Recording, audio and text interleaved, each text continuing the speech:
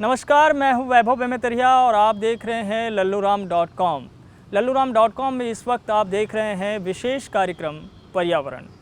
पर्यावरण में आज हमारे साथ बातचीत करने के लिए हैं वन्य जीव प्रेमी नितिन सिंघवी जी।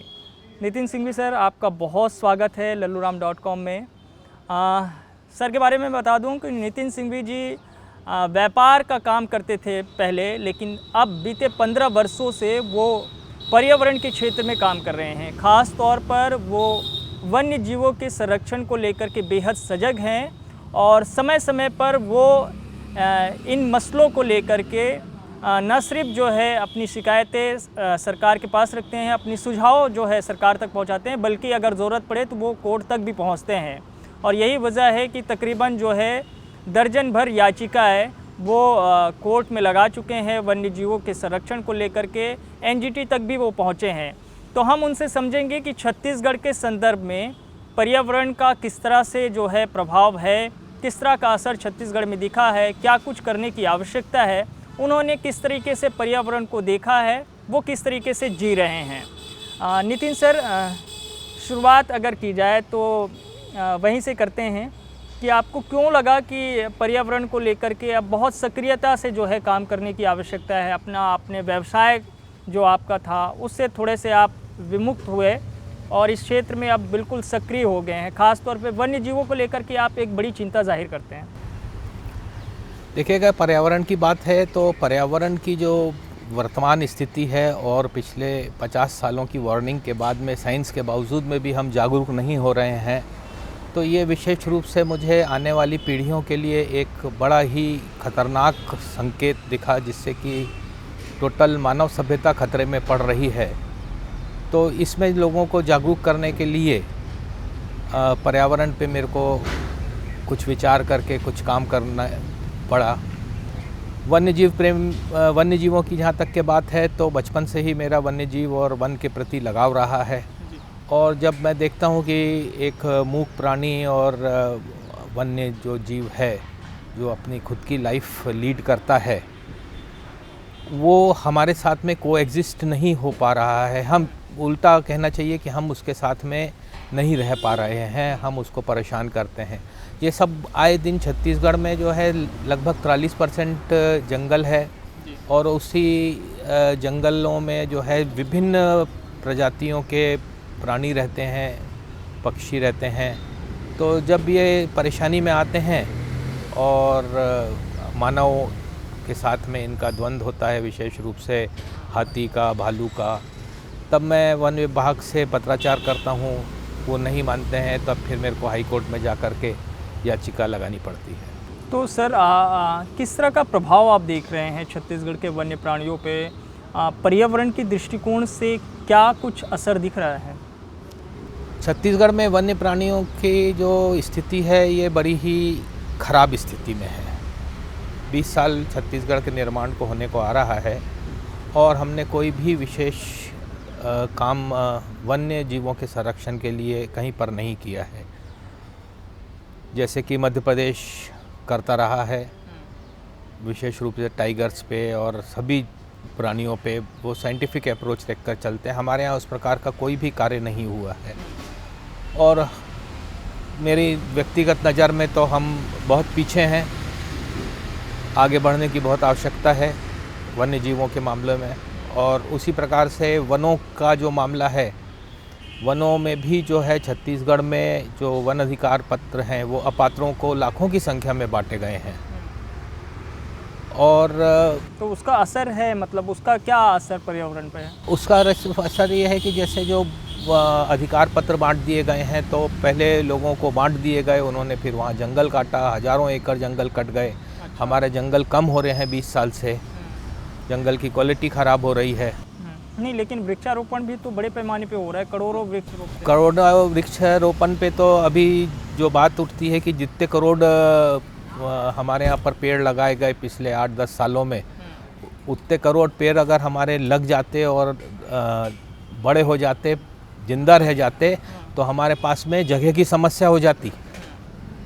इतने वृक्ष हमने लगाए हैं, तो वृक्ष कहाँ गए? हम सिर्फ लगाना जानते हैं, गलत तरीके से लगाना जानते हैं। वृक्षारोपण को लेकर के भी मैंने जो है कि वृक्षारोपण तकनीकी तरीके से किया जाए, एक याचिका दायर की थी हाई कोर्ट में, जिसके तहत जो है हाई कोर्ट में वन विभाग ने शपथ पत्र दिया था कि वो आगे से तकनीकी जो है वृक्षारोपण की तकनीकी एक विशेष रूप से एक छोटा सा उदाहरण आपको देता हूँ कि हमको ज़मीन का चुनाव दिसंबर में कर लेना चाहिए, जहाँ पर हम जून जुलाई में प्लांटेशन करने वाले हैं। अच्छा। 20 जुलाई के बाद प्लांटेशन नहीं होना चाहिए।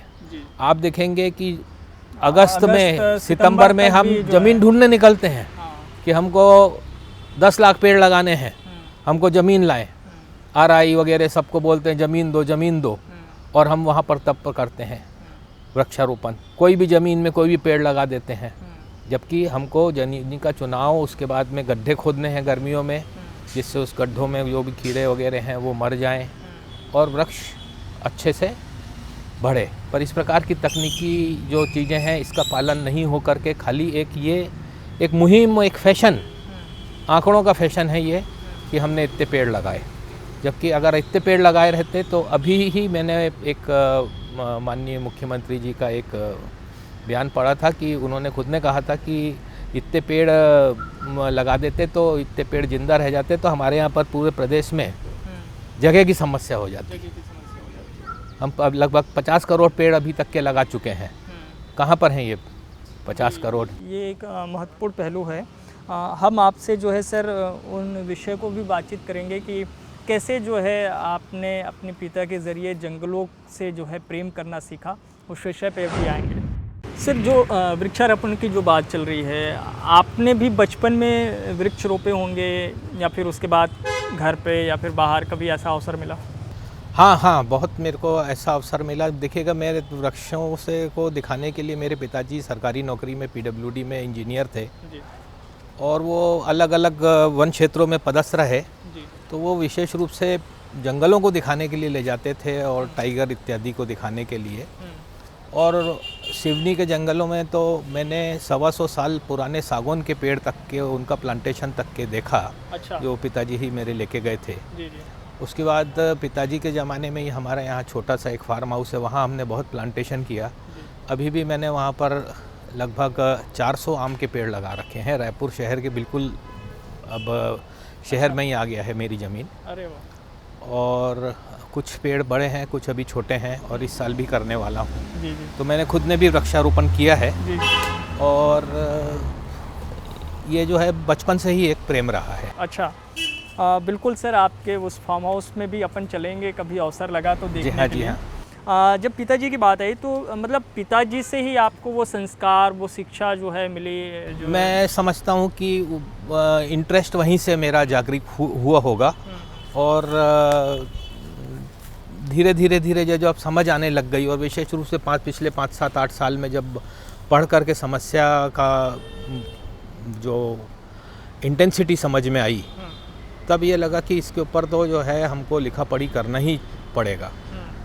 और इसीलिए जो है मैं इनमें विशेष रूप से पर्यावरण वगैरह को पढ़ करके लगातार जो है उसकी हमारे यहाँ पर जो स्थिति है उसकी खामी देखते हुए मैं पत्राचार करता हूँ, सुझाव देता हूँ। तो सर मतलब बालाघाट सिवनी में जो आपने अपने बचपन बिताए हैं और मतलब उस समय से ही आप जो है वन्य जीवों को देखते रहे, तो लगाव एक तरीके से तभी से है?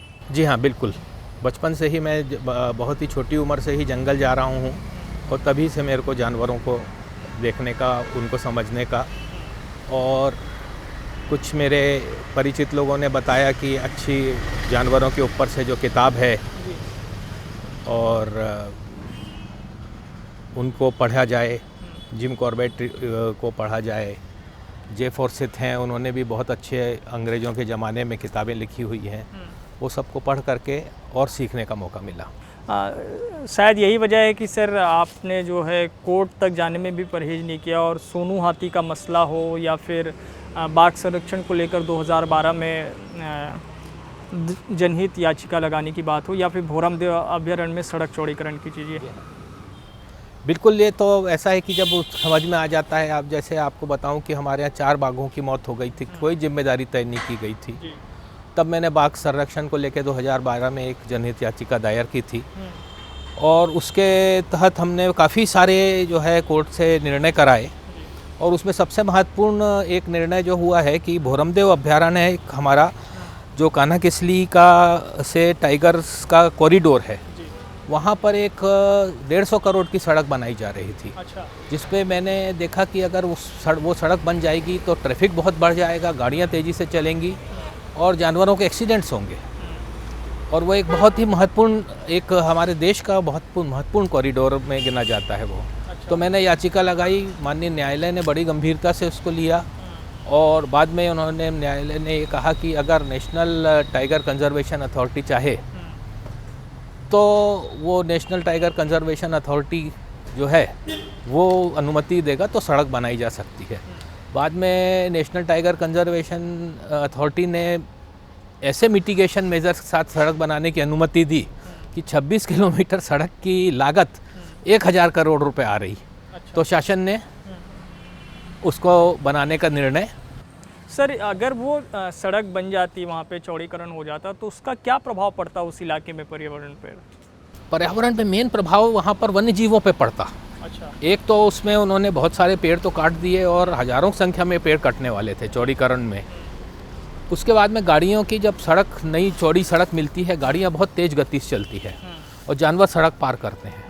जानवरों में हमको खाली जानवर ही नहीं लेना चाहिए, मेंढक भी पार करते हैं, सांप भी पार करते हैं। ये सब एक्सीडेंट में शिकार होते हैं। भालू शिकार हो जाता है, लेपर्ड शिकार हो जाता है, इवन एक्सीडेंट में टाइगर डेथ्स की बहुत घटनाएं हमारे देश में हो चुकी है। तो ये एक, चूँकि जंगल इलाका था, वहाँ पर कच्ची सड़क थी, तो हमने कहा कि ये जैसा है वैसे ही रहने दें। तो एक बहुत बड़े नुकसान से जो है हमारे प्रदेश एक बचा हुआ है, जिसमें एक 150 करोड़ रुपए की सड़क का निर्माण होने वाला था। सर, सोनू हाथी का मसला हो या फिर बाघ संरक्षण को लेकर की याचिका, ये ज़रूरत क्यों पड़ी है? देखिएगा, एक हमारे यहाँ पर अचानक मार्ग टाइगर रिजर्व में एक 12, 13, 14 साल का हाथी था। अच्छा। वो वहाँ पहुँच गया, और मेरे हिसाब से वन विभाग ने उस पर गलत आरोप लगाए कि उसने कुछ लोगों को मारा है, क्योंकि जब वो पहुँचा था तो अपने परिवार के साथ था। किस हाथी के कारण से डेथ हुई किसी को नहीं मालूम, वो अकेला छूट गया। उसको पकड़ करके दूसरे जंगल में छोड़ने का आदेश किया गया, परंतु वहाँ के तत्कालीन अधिकारियों ने उसको पकड़ के जंजीरों से बांध दिया। जंजीरों से बांधने के पश्चात उसकी एक इतनी भयावह फ़ोटो बिलासपुर के सत्यप्रकाश पांडे ने ली और एक पेपर में छपा। वो मैं देख करके उसको बड़ा मन विचलित हो गया। मैंने फिर जो है एक याचिका तत्काल दी, और प्रथम बार देश के इतिहास में मेरी जानकारी में हुआ होगा कि हाईकोर्ट ने, माननीय न्यायालय ने 24 घंटे के अंदर में समस्त अधिकारियों को हाईकोर्ट बुलवा लिया। अच्छा। कि इसका जवाब दें आप, कैसे बांध के सोनू हाथी के मसले पे। और उसका इलाज कराने का आदेश दिया गया। वो उसका इलाज कराने के लिए केरल से डॉक्टर्स आए, एनिमल वेलफेयर बोर्ड ने भी हेल्प की। तो इस प्रकार से उसका इलाज किया गया। उसको इलाज करने के बाद में भी ये बोला गया था कि वापस छोड़ दें, पर मेरे को बड़ा दुख के साथ कहना पड़ रहा है कि छत्तीसगढ़ वन विभाग जो है जिद पे अड़ा रहा और उसको आज तक के नहीं छोड़ा, बंधक बना के रखा हुआ है, उसका जीवन नरक कर दिए। वैसे ही टाइगर PIL पे ऐसा था कि 4 हमारे यहाँ बाघिन की मौत हो गई थी, जिसमें जवाबदारी नहीं तय की जा रही थी। जवाबदारी कागज़ों में तय हो गई थी, उसको इम्प्लीमेंट नहीं किया जा रहा था और बहुत बुरी स्थिति में थे। तब मैंने को मजबूरी बस जो है वो टाइगर के PIL लगाना पड़ा, जिसके बाद से विभाग थोड़ा जागरूक हुआ। उसके बाद से हमारे यहाँ पर वन में जो है वो एक ही पोचिंग की घटना हुई है फरवरी 2019 में, और एक अभी वो कुमकी हाथी और ये सब भी चला, और एक हाथी जिसको गणेश। जी हाँ, गणेश हाथी पे भी जो है मैं हाई कोर्ट गया जी। और गणेश हाथी पे को ये पकड़ करके इसको अपने रेस्क्यू सेंटर में रखने वाले थे, जबकि कानून शेड्यूल 1 के प्राणियों को पकड़ करके दूसरी जगह, दूसरे उसका रहवास क्षेत्र में छोड़ने की अनुमति देता है, पकड़ के बंधक बनाने की अनुमति नहीं देता। मैंने तत्काल हाई कोर्ट में याचिका लगाई कि साहब इनका ये आदेश जो है कानून के विरोध में है, ये किसी भी जानवर को पकड़ के नहीं रख सकते, पर वन विभाग तो हमारा मर्जी का मालिक है। तो उसने आदेश जारी कर दिया।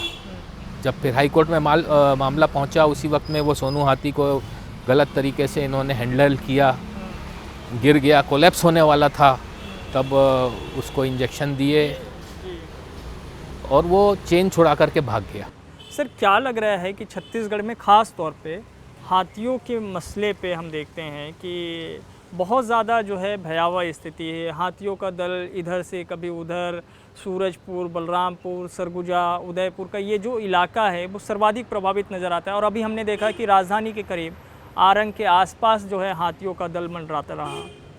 ये स्थितियाँ क्यों बन रही हैं? देखिएगा, हाथी एक बहुत ही ज़्यादा इंटेलिजेंट जानवर है। हाथी में जो मैट्रियार्च रहती है, जो सबसे बड़ी मादा रहती है, उसका कार्य रहता है अपने परिवार की रक्षा करना, अपने परिवार को भोजन और पानी मुहैया कराना। उस चीज़ में ये लोग नई नई सर्च करने पे जाते हैं जगह, कि हमको कहाँ पर मिल सकता है, और वो ये जगह को याद रखते हैं ये। तो इसलिए एक तो ये है कि नई जगह पे पहुँचते हैं, पहली बात। दूसरी बात कि ये इतना इंटेलिजेंट है कि इसको मालूम है कि कौन सी चीज़ खाने से हमको क्या क्या वैल्यूएबल चीज़ मिलेंगी। तो आप देखेंगे कि जितनी भी स्टडीज़ भी हुई हैं, धान की जब फसल पकती रहती है तब हाथी लोग वहाँ पर गाँव में पहुँचते हैं, फसल खाते हैं। कोई भी मकान को आप कभी भी आज तक के एक मकान भी ऐसा नहीं मिला होगा कि हाथी ने शौक से गिरा दिया। उसके अंदर अन्न था या उसके अंदर में महुआ की दारू थी। उसने झोपड़ी में सूंड मारी, जो कमज़ोर रहती है वो गिर जाती है। वो पर्टिकुलरली सूंड से जाता है, बोरी को खींचता है, उसका धान खा लेता है, और जो भी अगर शराब रहती है, शराब का भी शौकीन रहता है वो, तो उसको पी लेता है। सर आपको लग रहा है कि चूँकि हाथियों पे काम भी हो रहा है, कॉरिडोर तैयार किया गया है, लेमरू प्रोजेक्ट जो है, उसके आने से, उसके बन जाने से, तैयार होने से समस्या? देखिए, उस क्षेत्र की समस्या है। देखिए, महासमुंद के हाथियों को आप बोलेंगे कि मैं नए वाले कॉरिडोर में या जो मैं बना रहा हूँ शिफ्ट कर सकता हूँ, तो यह असंभव बात है, क्योंकि हमारे वो आप कहीं से उनको उठा के ले जा नहीं सकते। ये शिफ्टिंग ऐसी हुई है, ज़रूर अफ्रीका में हुई है। कुछ आपको लग रहा है कि वो वन क्षेत्र जो है बच जाएगा, अभ्यारण्य का? वो तो बहुत एक अच्छा काम हमारे प्रदेश के वन मंत्री जी ने किया है और माननीय मुख्यमंत्री जी ने किया है कि उस क्षेत्र को जो ये एलिफेंट कॉरिडोर जो डिक्लेयर कर रहे हैं, उससे वो जंगल तो अब हमारा काफ़ी बचा रहेगा। और उसमें फिर जो उसके वहाँ पर बहुत बड़ी माइनिंग एक्टिविटीज़ भी चालू हैं। पूरे देश के जो कोयला माफिया है, कोयला माफिया बोलना चाहिए, कोयला खनन करने वाले, उनकी नज़र उसी इलाके में है। उसको प्रोटेक्ट करना बहुत ज़रूरी है। आपसे जो है सर ग्लोबल हीटिंग पर भी बातचीत करेंगे। और सर अगर तमाम संदर्भों के बीच अगर हम विश्व को देखें और समग्र रूप में देखें, पूरे वैश्विक तौर पे अगर देखें, ग्लोबल हीटिंग एक शब्द जो आया है, और वो शब्द के मायने क्या हैं, चीज़ें क्या समझाने के? वो ग्लोबल वार्मिंग को अब ग्लोबल हीटिंग बोलने जाने लगा है, क्योंकि वार्मिंग से हम सचेत नहीं हुए जी। तो हमारा इंडस्ट्रियलाइजेशन 1870 सन में जो है चालू हुआ, उसके बाद से जो है आज तक के हमारा जो टेम्परेचर है वो 1 डिग्री सेल्सियस बढ़ चुका है। और इस 1 डिग्री मात्र बढ़ने से पूरे विश्व में तबाही का मंजर हो गया है। हमारे ग्लेशियर्स पिघलना चालू हो गए हैं, बहुत भारी मात्रा में पिघलना चालू हो गए हैं। सी लेवल राइज हो रहा है, सी एक्टिविटीज़ जो हैं एक्सट्रीम हो रही हैं, एक्सट्रीम घटनाएं घट रही हैं, जिसमें अपना केरल का फ्लड है और तितली इत्यादि जो तूफ़ान हैं, ईस्ट ऑस्ट्रेलिया का बुश फायर है, अमेज़न ब्राज़ील का फायर है, वेनिस में बाढ़ आई। ये सब एक्सट्रीम एक्टिविटीज़ के कारण से, वार्मिंग के तहत में, ग्लोबल हीटिंग के कारण से हुई है। ये अनुमान लगाया जा रहा है अंतर्राष्ट्रीय वैज्ञानिक और विशेषज्ञों के द्वारा, जिसमें वर्ल्ड में 196 देशों के सदस्य शामिल हैं, कि आने वाले 10 सालों में 2030 तक के आधा से 1 डिग्री सेल्सियस टेम्परेचर और बढ़ जाएगा। और ये स्थिति जब हो जाएगी तो सी लेवल बहुत राइज में हो जाएगा। वर्ष 2100 तक के तो हिमालय के ग्लेशियर भी गलने लगेंगे। मैं आप छोटा सा उदाहरण दे रहा हूँ कि हिमालय के ग्लेशियर से हमारे यहाँ की नदियों में 12 महीने पानी मिलता है। जब वहाँ बर्फ़ नहीं रहेगी तो हमारी नदियाँ सूख जाएंगी, ग्राउंड वाटर सूख जाएगा, हमारा रिचार्ज नहीं रहेगा, क्रॉप की प्रॉब्लम आएगी। इन माइग्रेशन हमारे पूरे देश में करोड़ों की संख्या में होने लगेगा। इसमें ज़्यादा समय नहीं है। तो इसका असर मतलब भारत में भी दिख रहा होगा। छत्तीसगढ़, इसका असर बिल्कुल छत्तीसगढ़ में दिखेगा। आने वाले 70 साल बाद तो ये हमारे आने वाली पीढ़ी के लिए, मैं आपको ये बता रहा हूँ कि आने वाली पीढ़ी हमारी पीढ़ी को गालियाँ बकेंगी, नाराज़गी दिखाएंगी कि हमने समय रहते हुए, जैसे हमारे पूर्वजों ने मतलब हम देखते हैं कि पुराने समय में इतने सड़क किनारे घने वृक्ष रहते थे, जी हाँ, तालाब और जल बिल्कुल, संरक्षण, हाँ। वो चीज़ें हम अभी नहीं कर पा रहे हैं। हमको अभी खाली ग्लोबल हीटिंग में जो है सबसे ज़्यादा मेन कंट्रीब्यूट करता है 68%। ग्लोबल हीटिंग क्या है, इसका एक मिनट में आपको बता दूं कि CO2 कार्बन डाइऑक्साइड गैसेस और नॉन CO2 गैसेस जब निकलती हैं वायुमंडल में तो उनको ग्रीन हाउस गैसेस कहा जाता है। यह हमारे वायुमंडल में ही रह जा रही है। इसके कारण से तापमान में वृद्धि हो रही है। CO2 गैसेस जो हैं, ये मेन कंट्रीब्यूशन 68% जो है इसका करता है फॉसिल फ्यूल। फॉसिल फ्यूल में आ जाता है कोयला, डीजल, पेट्रोल, गैसेस। और पूरा विश्व जो है कोयले से बिजली बनाता है। मैक्सिमम सबसे बड़ा कोयला कंट्रीब्यूट कर रहा है। इन सब चीज़ों को हमको रोकना पड़ेगा। हमारा पर्सनल कंजम्पशन जो है, आप हो सकता है 50 शर्ट रखें, 50 शर्ट बनाने में आपको बहुत बिजली लगेगी। सब प्रकार के उसमें प्रदूषण होंगे, यूरिया से लेकर के बिजली बनाना वगैरह में आपको इसको कंट्रोल करना पड़ेगा। आपको अपना कंजम्पशन जो है वो कम करना पड़ेगा। ऐसे हर व्यक्ति को हमको कंट्रोल करके कम करना पड़ेगा कंजम्पशन, अन्यथा गाड़ियाँ नहीं चलाना है। हाँ, जैसे हमने अभी लॉकडाउन के दौरान देखा, कोरोना संकट में देखा कि प्रकृति पे उसका बड़ा सकारात्मक असर है। देखिएगा, कोरोना संकट के पहले ये शंकर नगर का, जहाँ पर इस इलाके में अपन बात कर रहे हैं, यहाँ के चौक पे जो है पार्टिकुलेट मैटर 2.5 का स्तर 150 माइक्रोग्राम पर क्यूबिक मीटर पे पहुँच जाता था। अभी मैंने देखा कि कोरोना संकट के दौरान में वो जो 150 है वो मिनिमम 15 तक के आ गया। अभी जितनी बड़ी कोरोना चुनौती है उतनी ही बड़ी एक चुनौती ये होनी चाहिए कि इस स्तर को हम बरकरार कैसे रखें। ये संभव है सर, क्योंकि फैक्ट्रियाँ बंद थी, गाड़ियाँ बिल्कुल नहीं चल रही थी। अननेसेसरी प्रोडक्शन नहीं करें, विकास का भूत उतार दें। विकास, हमारा पेट्रोल कंजम्पशन कम हो जाता है तो हम हमारे यहाँ पर बात होती है कि भैया विकास कम हो गया, डीजल कंजम्पशन कम हो गया, कोयला कम खपत हुई, विकास नहीं हो रहा है। ये विकास का भूत उतारना पड़ेगा हमको जितनी आवश्यकता है पृथ्वी में रहने के लिए, हमको जितने चीज़ों की आवश्यकता है। आप अननेसेसरी आप देखें कि हर कोई पिकनिक मनाने जा रहा है। 1 लीटर पेट्रोल से 2.5 किलो कार्बन डाइऑक्साइड निकलती है। आप उसको 1 लीटर को अगर बचाते हैं तो उतना कंट्रीब्यूट करते हैं। तो इसमें हमको पर कैपिटा कंजम्पशन हर चीज़ का कम करना पड़ेगा। और जो वर्तमान स्थिति में अच्छा है, हमारा जो वायु का जो स्थिति है अभी बहुत ही अच्छी क्वालिटी में है। और इससे आप देखेंगे कि हमारे यहाँ पर कम बीमारियाँ भी हुई हैं। ये प्रदूषण के कम होने से पूरे लॉकडाउन में बहुत कम बीमारियाँ हुई हैं। ठीक बोल रहे हैं, ये चीज़ें तो है। तो इसको बरकरार रखना बहुत ज़रूरी है। और इसके लिए जो है, अब जैसे हम आज तो पूरा बाज़ार खोलना ज़रूरी है जी। पर खाली 5 डेज़ का मार्केट कर सकते हैं। इंडस्ट्रीज़ में अननेसेसरी प्रोडक्शन या उत्पादन और ये सब बढ़ाना, विकास का भूत हमको ख़त्म करने से हम इस पे जीत पा सकते हैं। बिल्कुल।